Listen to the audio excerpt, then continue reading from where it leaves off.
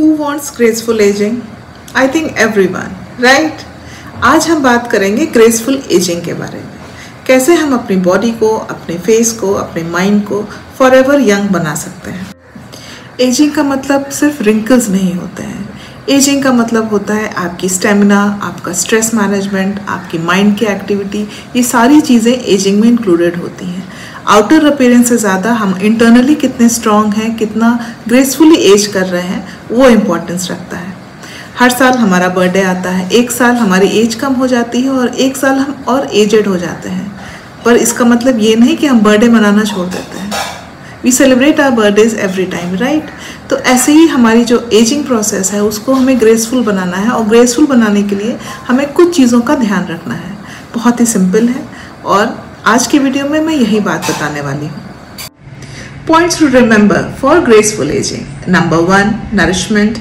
Number 2, physical exercise. Number 3, stress management. Number 4, hydration. And number 5, sleep. अब हम देखते हैं कि प्रॉपर नरिशमेंट के लिए हमें क्या क्या खाना चाहिए। सबसे पहले होल ग्रेन्स लेने चाहिए, जैसे राइस हुआ, व्हीट हुआ, मिलेट्स हुआ, ये सब आप ले सकते हैं। सिंपल कार्ब्स आपको बंद करना होगा। सिंपल कार्ब्स में आपके आ जाते हैं मैदा, पास्ता, वाइट ब्रेड, ये सब आपको नहीं लेना है, क्योंकि इससे आपकी बॉडी में एक्स्ट्रा कार्ब्स जाते हैं जो कि हमारे बॉडी के लिए अच्छे नहीं होते हैं। फिर इसके अलावा हमें फाइबर्स लेने चाहिए।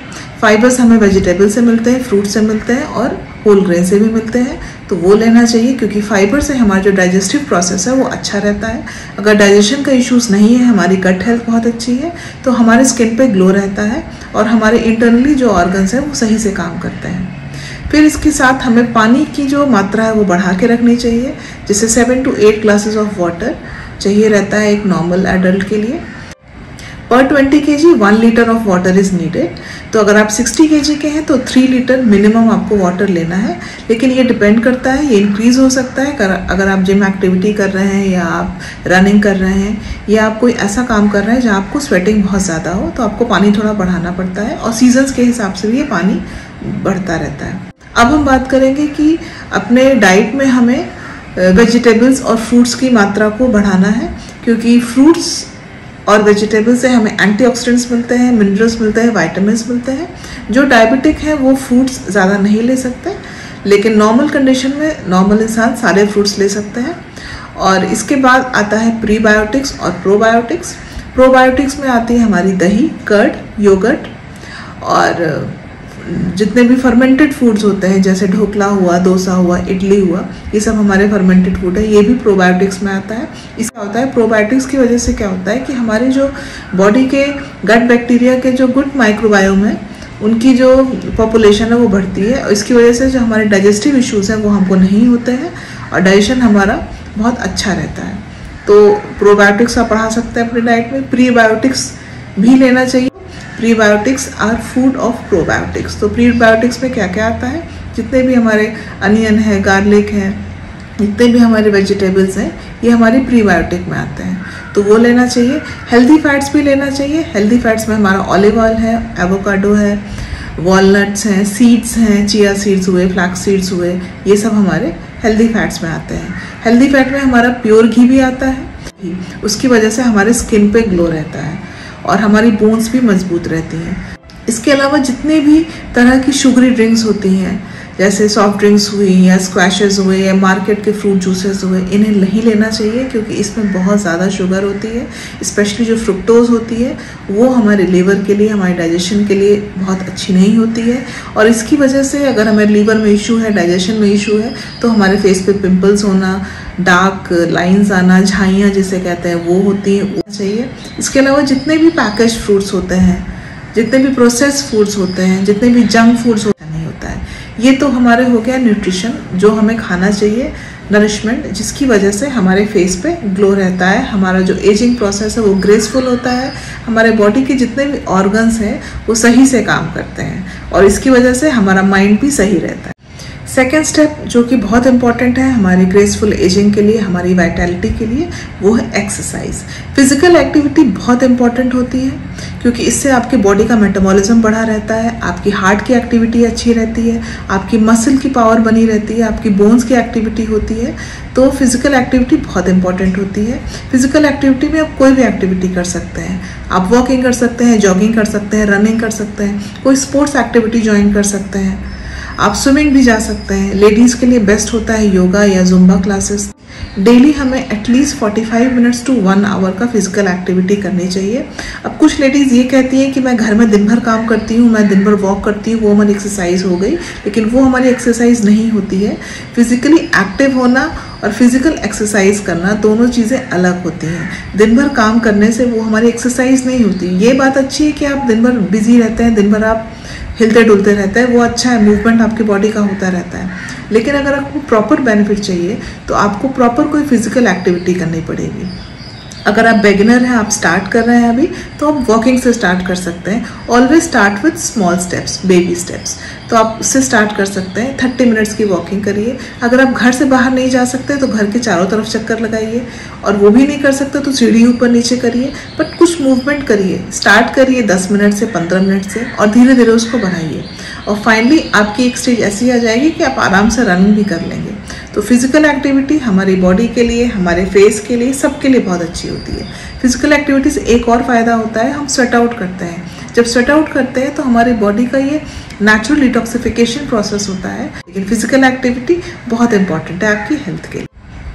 थर्ड इम्पॉर्टेंट थिंग जो बहुत इंपॉर्टेंट है हमारी ग्रेसफुल एजिंग के लिए और वाइटैलिटी के लिए, वो होता है हमारा मेंटल स्ट्रेस। हम कितना मेंटली स्टेबल हैं, ये बहुत इंपॉर्टेंस रखता है। उसके लिए सबसे इम्पॉर्टेंट है कि आप अपने माइंड को किसी न किसी एक्टिविटी में हमेशा लगा के रखिए। जैसे कोई पजल्स हैं, रीडिंग करिए, या कोई सोशल ग्रुप ज्वाइन कर लीजिए, जिससे आपका माइंड एक्टिवेट रहता है, हमेशा कुछ ना कुछ होता रहे माइंड में। अगर एक जगह आप रहेंगे और माइंड की एक्टिविटी नहीं होगी तो आपको सिर्फ नेगेटिव थॉट्स आएंगे, और उसकी वजह से क्या होगा कि आपके फेस पे वो पता चलेगा, आपका जो एजिंग प्रोसेस है वो फास्ट हो जाएगा। सेकेंड चीज़ है कि आपकी जो इमोशनल वेलनेस है वो बहुत इंपॉर्टेंट। तो दो चीज़ें हो गई। एक तो हो गया कि आप अपने माइंड को एक्टिवली इन्वॉल्व करिए किसी चीज़ में, रीडिंग में या कोई सोशल ग्रुप में या कोई भी एक्टिविटी में, फ्रेंड सर्कल में, आप कोई प्रोडक्टिव काम करिए। सेकेंड चीज़ है आप अपने इमोशनल वेलनेस को भी ध्यान रखिए। आप अपने लाइफ में कुछ डिज़ायर्स रखिए, कुछ विशेस रखिए कि जिनको आपको कंप्लीट करना है, और जिसके लिए आपका माइंड काम करता रहे, और माइंड के साथ आपकी बॉडी भी काम करेगी ऑब्वियसली। कि जो मेंटल स्ट्रेस है उसको आप कैसे कम कर सकते हैं। मेंटल स्ट्रेस को कम करने के कई तरीके होते हैं। सबसे पहला जो तरीका होता है वो होता है मेडिटेशन। आप मेडिटेशन क्लासेस ज्वाइन कर सकते हैं। कई तरह की हीलिंग होती है, जैसे रेकी है, प्राणिक हीलिंग है। इनसे भी आपका जो माइंड है वो रिलैक्स हो सकता है, आप ये कर सकते हैं। सेकेंड है आप जर्नलिंग करिए। आपको जो भी अच्छा लग रहा है आप उसे डायरी में लिखिए। जो आपको खराब लग रहा है उसको लिखिए, और उसको पेपर फाड़ करके आप उसको फ्लश आउट कर दीजिए। इससे क्या होगा, जो आपके माइंड में गलत थॉट्स आ रहे हैं वो दोबारा नहीं आएंगे, और जो पॉजिटिव थॉट्स हैं वो अगर अच्छे हैं तो आपको बार बार आएंगे। तो इसकी वजह से क्या होगा कि आपका जो माइंड में जो भी स्ट्रेस है वो धीरे धीरे कम होने लगेगा कि आपके साथ पॉजिटिव चीज़ें ज़्यादा हो रही हैं और नेगेटिव आपकी बहुत कम है। थोड़ा सा ये बच्चों वाली हैबिट लगती है कि आप पेपर फाड़ के फेंकिए, लेकिन एक्चुअली ये वर्क करती है। मैंने कई क्लाइंट्स को कराया है तो उनका जो मेंटल स्ट्रेस है वो काफ़ी कम हो गया है, सिर्फ ये जर्नलिंग से, लिखने से, और गलत चीज़ें लिख के फाड़ के फेंकना, पॉजिटिव चीज़ें लिख करके अपने पास रखना, तो इससे बहुत कम होता है। तो इसको आप ज़रूर ट्राई करिए। Last but not the least, सबसे इम्पॉर्टेंट है आपका स्लीप, आपकी ग्रेसफुल एजिंग के लिए और वाइटैलिटी के लिए। स्लीप पैटर्न आपका बहुत अच्छा होना चाहिए, मतलब 7 to 8 hours of sleep in a day. Deep sleep, ऐसी स्लीप नहीं कि आप बेड पे गए लेटे, आप करवट बदल रहे हैं, मोबाइल पे मैसेजेस चेक कर रहे हैं या रील्स स्क्रॉल कर रहे हैं, वो नहीं। आप बेड पे लेटिए और 5-10 मिनट में आपको गहरी नींद आ जाए तो उसको प्रॉपर डीप स्लीप कहते हैं। वो स्लीप आपकी बॉडी के लिए, आपके फेस के लिए, आपके माइंड के लिए, सब चीज़ों के लिए बहुत इंपॉर्टेंस रखती है। स्लीप पैटर्न आप कैसे अच्छा कर सकते हैं? आप सोने से पहले आप कुछ अच्छी हैबिट्स डेवलप करिए, जैसे रीडिंग हुआ या मेडिटेशन हुआ या डीप ब्रीदिंग हुई। सोने से पहले कम से कम आधा घंटे पहले आप मोबाइल या स्क्रीन अपने पास से हटा दीजिए, क्योंकि 1 घंटा पहले लाइट को थोड़ा डिम कर दीजिए ताकि आपकी बॉडी को पता चल जाए, आपके माइंड को पता चल जाए कि नब ये बंदा सोने वाला है। तो वो भी आप कर सकते हैं। बेड क्लीन रहनी चाहिए, हाइजीन का ध्यान रखिए, सोने से पहले ब्रश करिए, हाथ पैर धोइए, बेटर है कि आप नहा लीजिए, तो उससे भी नींद आपको अच्छी आएगी। तो इस तरह से धीरे धीरे आप ये हैबिट्स डेवलप करेंगे तो आपको नींद अच्छी आने लगेगी।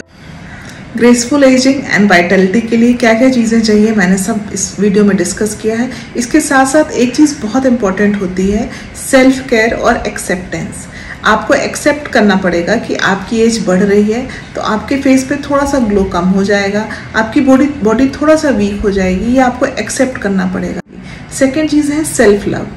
अपने आप जैसे भी हैं, आपका चेहरा भी जैसा है, आप जैसी भी आपकी बॉडी है, जैसी भी स्किन है आपकी, आपको अपने आप से प्यार करना है। सबसे इम्पॉर्टेंट चीज़ होती है लव योरसेल्फ। अगर आप खुद से प्यार करेंगे तभी आपको दुनिया प्यार करेगी। तो ये चीज़ ज़रूर ध्यान रखिए। सेल्फ लव बहुत इंपॉर्टेंट होता है, स्पेशली लेडीज़ के लिए। वो एक स्टेज के बाद काफ़ी डिप्रेशन में रहती हैं, काफ़ी उनको मूड स्विंग्स होते हैं, स्पेशली मेनोपॉज के टाइम। तो उनको एक सेल्फ लव जैसी चीज़ अपने अंदर लानी पड़ेगी। इससे क्या होगा कि जो एजिंग है आपकी वो ग्रेसफुल रहेगी, आपके जो ऑर्गन्स है वो प्रॉपरली काम करेंगे, आपकी जो वाइटलिटी है वो बनी रहेगी। और इसके साथ साथ कुछ स्किन रूटीन्स हैं वो ज़रूर फॉलो करने चाहिए। जैसे आप रात में सोने से पहले आप अपना फेस वॉश करिए, आप कोई क्रीम लगाइए, जो भी आपको क्रीम सूट करता है। अगर आपको ऑयल सूट करता है तो बादाम ऑयल सबसे ज़्यादा अच्छा होता है स्किन के लिए। एलोवेरा जेल भी आप यूज़ कर सकते हैं, आप ये लगाइए। अगर आपकी एज ज़्यादा है, मतलब 50+ है, तो आप अंडर आई क्रीम वगैरह भी यूज़ कर सकते हैं। तो ये रूटीन भी फॉलो करिए, ये भी बहुत काउंट करता है फेस पे। अगर इनसाइड आप अच्छा खाना खा रहे हैं, बाहर आप अच्छी चीज़ें लगा रहे हैं अपने फेस पे, तो जो आपकी एजिंग है वो ग्रेसफुल रहेगी और आप लंबे टाइम तक इसी तरह ग्लोई बने रहेंगे।